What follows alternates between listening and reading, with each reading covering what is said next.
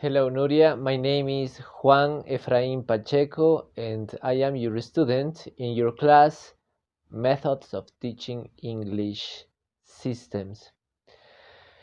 Regarding to activity number 2, I am going to talk about phonemes, difficult phonemes in English, and I have chosen the phoneme B and V, these two letters which are very difficult to use in English language for Spanish speakers. So I am going to try to explain and to develop some activities to try to enhance and improve this kind of pronunciation for our students. And there we go. First of all, my justification for choosing this topic is going to be that we don't use these anymore. Since I think the beginning of the 20th century, we don't make a difference between these two letters, the V and the B. B de burro and B de vaca. We don't make a difference in Spanish. Meanwhile, in other languages like in Italian and French and English, there's a complex differentiation in these two letters. That's why it's gonna become difficult for us Spanish speakers to use it when we are trying to speak another language. In my case, I work in the tourism business, and when I'm trying to explain, for example, about uh, religious concepts and religious beliefs in my country, when I talk, for example, about Virgin Mary, which is a very venerated saint and symbol in Ecuador, if I say virgin with a B, they won't understand. They might understand maybe something I am talking about a bird or something like that. That's why I considered very important the use of the V and the B, and that's why I have chosen this topic for this second activity. So there we go. Thank you very much. So to start with the activities, we're going to begin with pronunciation and how to set up our lips and teeth to pronounce correctly the letter B or the letter V. In the case of the first one, B, what we have to do is put together our lips, the top ones and the bottom down, and then try to let escape a little bit of air while we pronounce it. So it's gonna be B, B, only lips, no teeth at all. B, B. For example, in the word boat or in the word Brazilian, boat. The other case is going to be the letter V. In this case, we have to unite our top teeth with our bottom lip. In this case, it's going to sound V, and you're gonna sense a kind of vibration all over your head and your face. See, because the union of your teeth and your lip is going to produce this sensation, and that's the correct sensation for the pronunciation of the letter V. For example, vow or view. Okay, all right.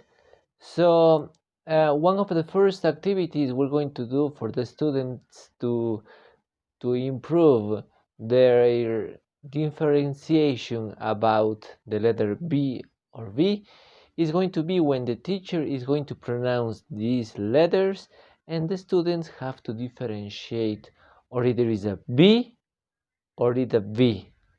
So let's start. The first part, we're gonna start this kind of exercise in three parts. The teacher is going to say in the first part or either a B or a V, in the second part or either a B or a V, and the third part or a B and a V. And the students have to differentiate when the teacher explained a B, a V, or a V and a B. So let's start. B, B, V. Second. V, B, B. Third. V, B, B. Fourth. B, V, B. Fifth. B, B, V. So we're going to continue with some words that they have the same pronunciation but a different meaning. And we start with the word base, which starts with the B, which means base in Spanish, and the word vase, which starts with a B, which means vasija in Spanish. Then the word bow, which means arco, and the word vow, which means voto in Spanish. Then the word Viking, which means bicicletear in Spanish, and then the word Viking, which means vikingo in Spanish language. Then the word boat, which means bote or barco in Spanish, and then the word vote, which means votar or voto in Spanish. Then the word ban, which means prohibir in Spanish, and the word van, which means this public transportation. So we're going to, in the next activity, make some activities with these words that we have been talking about. Thank you. So we are going to apply some examples to the words that we were practicing before. In this case, we're going to combine them in one sentence. In this case, we have the vase is on the base. Make the bow to the king when you vow. We are Viking with the Viking. We will vote on the boat. And they ban to go on the van. Next, we have some examples, please, to explain in a better way, or some sentences to explain in a better way the V and the B. First, we're going to start with the V. And this is the example. Vincent voted for Vinny. Vivian drove her van on the curb. And now some examples with the B. Curb your enthusiasm, and Bart bought the best bread. Finally, we have some examples, please, combining the two letters. In this case, we have Bob's vest is very beautiful. And another one, Vanessa's vocabulary is the best example of being brave.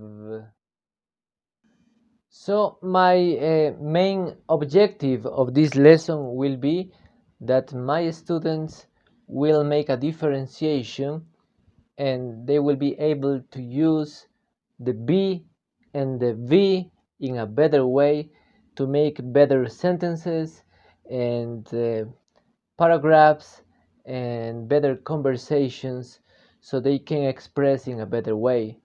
My learning outcome will be that through these examples that we have been practicing today, my students will be improving their abilities when using the B and the V, and to know the better situations to use these letters to make themselves understand in a better way. Thank you very much. Thank you, Nuria.